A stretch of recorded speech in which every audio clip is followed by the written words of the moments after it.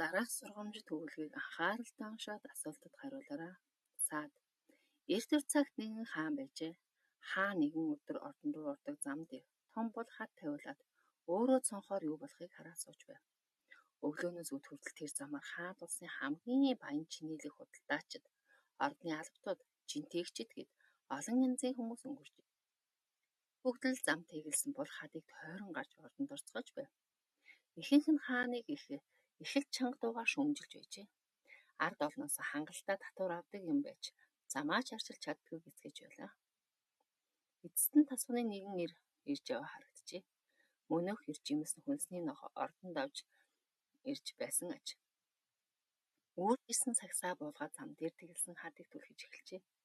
Эцэст нь ихэд ядарч хөлс нь гарсан боловч хүнд хадыг замаас зайлуулж чадсан аж.